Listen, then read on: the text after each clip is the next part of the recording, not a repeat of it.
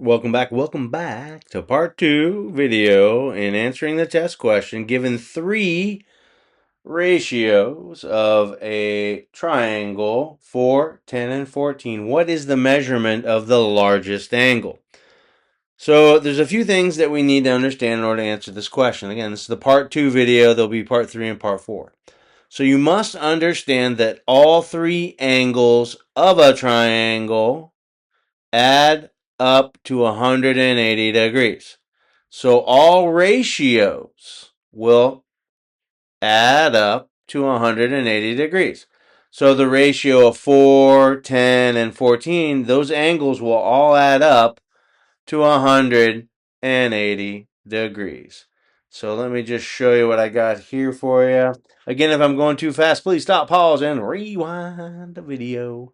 So we have the ratios here, 4, 10, and 14, if you watched that first video of the triangle. So I'm just going to attach an x, 4 times x, because we don't know what these angles are, right? Plus 10 times x. We don't know what these angles are.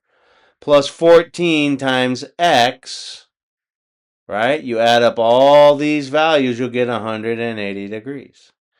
All right? If that doesn't work, if there's a lack of understanding, just put it on the shelf. Stick with me for a little bit. I'm going to show you what we need to do here further, all right? So we have 4x plus 10x is 14x. Plus 14x, I bring it down, equals 180 degrees, all right? So I want to solve for x, because once I know the value of x, I can substitute it for each of these x values to determine which angle is the largest, right? So I'm going to solve for x. So this is purely algebraic. And 14 plus 14 is 28x. Remember, you can add like terms. Check out my video on like terms if that is like terms versus unlike terms, if that's a new concept to you, right? So again, we're going to bring down the equal sign. We'll bring down the 180. 14 plus 14 is 28, attached to the x through multiplication. Now I want to get x all by itself, so I do the opposite of multiply. I divide both sides by 28. And that's what I'm going to show you here, dividing both sides by 28. You can see 28 over 28, or anything over itself, is 1. Now x is all by itself, other than that invisible 1. And what's 180 divided by 28? Right? That's 180 divided by 28. That's our ratio. Fraction needs to be reduced. So I want to go back a little bit, one more step.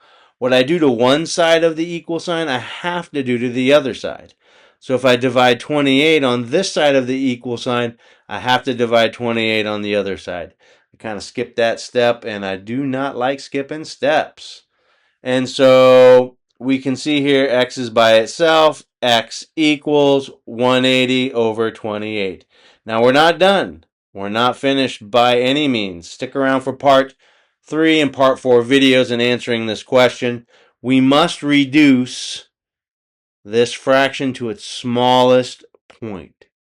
Okay?